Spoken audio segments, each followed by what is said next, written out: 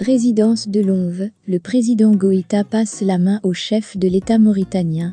Pour plus d'informations sur ce sujet, retrouvez-nous après le générique. Mais avant de commencer, n'oubliez pas de vous abonner et d'activer la cloche de notification pour ne pas manquer nos prochaines vidéos. Bon visionnage.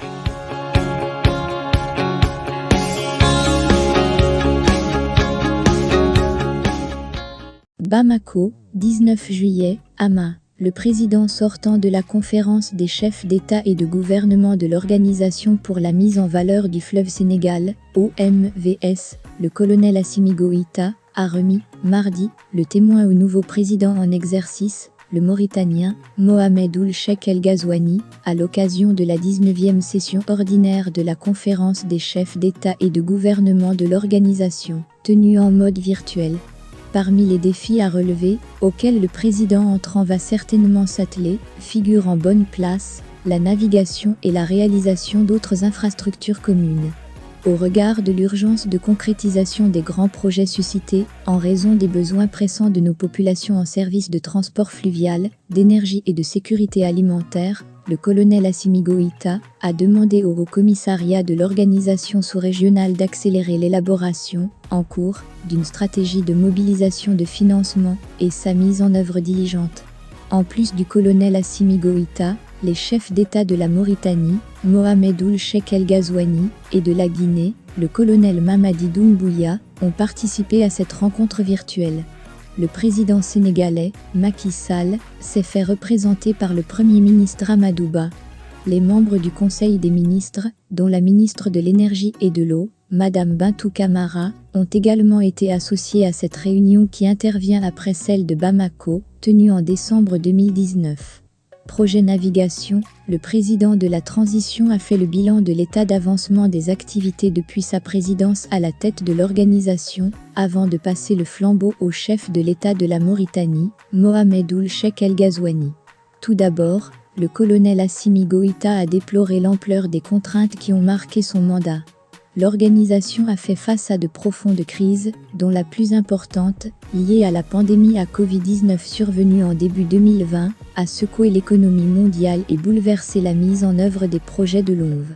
Le projet de navigation, pilier manquant dans la réalisation du programme d'infrastructure régionale, qui avait fait l'objet de signature d'un contrat commercial en octobre 2019, est buté à quelques contraintes financières. Fort heureusement, a apprécié le chef de l'État, la société de gestion et d'exploitation de la navigation, Sogenav, a su proposer un schéma alternatif de phasage des activités d'exécution du projet.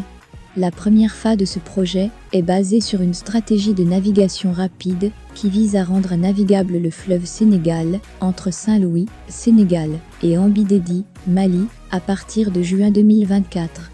À cet effet, il importe de diligenter le financement de cette stratégie, assortie d'un coût de 35 milliards de FCFA, en guise de preuve d'engagement aux yeux des partenaires qui ne tarderont pas, j'en suis certain, à joindre leurs efforts aux nôtres, a dit le colonel Goïta.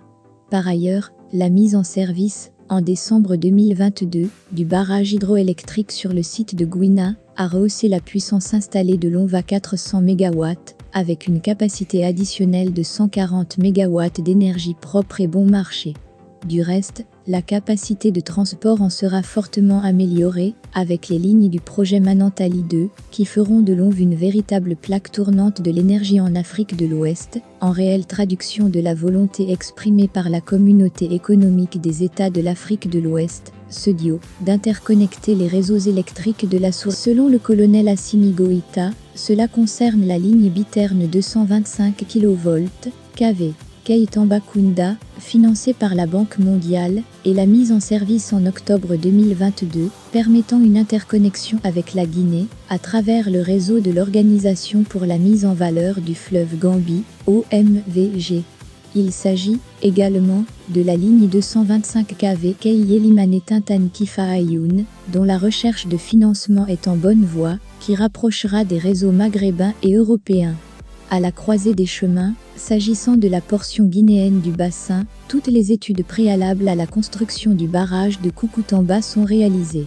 Aussi, depuis la tenue, le 19 janvier 2021, de la 62e session extraordinaire du Conseil des ministres, les actions de recherche de financement se poursuivent pour nos 3 projets prioritaires, Navigation, Koukountamba et Gourbassi, a annoncé Assimi Goïta.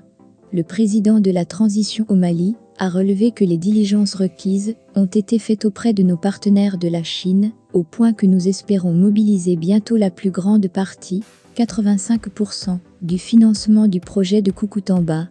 Quant au projet de barrage de Gourbassi, a-t-il poursuivi, la recherche de financement se poursuit avec le transfert du projet à la société de gestion et d'exploitation de Manantali, SOGEM, qui a engagé les études préalables de faisabilité et d'impact environnemental et social.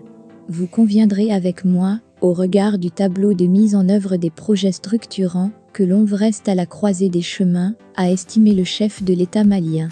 Car, a-t-il renchéri, 50 ans, hormis la mise en service de 4 barrages, l'organisation n'arrive pas à faire de la navigation une réalité et le potentiel agricole disponible reste pour moitié inexploité. Au terme de la rencontre, la conférence a pris acte du bilan présenté par le président du Conseil des ministres. Elle a, ensuite, donné des orientations et instructions engageant l'on va maintenir et renforcer la dynamique visant la poursuite des réalisations des infrastructures communes. La conférence a engagé le Conseil des ministres, en collaboration avec le Haut-Commissariat de l'ONV, de diligenter une équipe technique pour la mise en œuvre du projet du nouveau président.